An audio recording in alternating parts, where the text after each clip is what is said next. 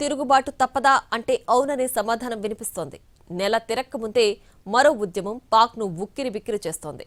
పాకిస్తాన్కు వ్యతిరేకంగా పీఓకేలో జెన్జీ నిరసనలు మిన్నంటాయి. పాకిస్తాన్ ఆక్రమిత కశ్మీర్ పీఓకేలో పరిస్థితులు మరోసారి ఉద్రిక్తంగా మారాయి. పన్నులు సబ్సిడీల కోసం గత నెలలో జరిగిన హింసాత్మక ఆందోళనలు సద్దుమణగక ముందే ఇప్పుడు స్టూడెంట్స్ రోడ్డెక్కారు. విద్యా సంస్కరణలు, అధిక ఫీజులకు వ్యతిరేకంగా జెన్జీ యువతరం ప్రారంభించిన ఈ నిరసనలు హింసాత్మకంగా మారడంతో స్థానికంగా తీవ్ర గందరగోళం నెలకొంది. ముజఫరాబాద్లోని యూనివర్సిటీల్లో నిరసనలు ప్రారంభమయ్యాయి. సెమిస్టర్ ఫీజుల పేరుతో ప్రతి 3-4 నెలలకు లక్షల రూపాయలు వసూలు చేస్తున్నారని యూనివర్సిటీ విద్యార్థులు ఆరోపిస్తున్నారు. మరోవైపు ఇంటర్మీడియట్ విద్యార్థులు కూడా ఈ ఆందోళనల్లో పాల్గొన్నారు.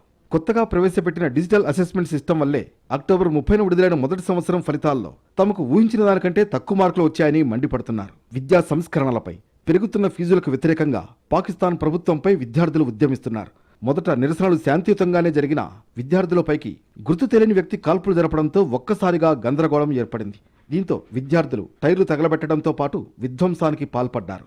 పాకిస్తాన్లోని షెహబాజ్ షరీఫ్ ప్రభుత్వానికి వ్యతిరేకంగా నినాదాలు చేశారు. పన్నుల నుంచి ఉపశమనం, పిండి, విద్యుత్పై సబ్సిడీలు, అభివృద్ధి ప్రాజెక్టుల్ని పూర్తి చేయడం వంటి 30 డిమాండ్లపై గత నెలలో పీఓకే అట్టుడికింది. అయితే ఈసారి మాత్రం యువత పెద్ద ఎత్తున పీఓకేలో నిరసనలు తెలుపుతున్నారు.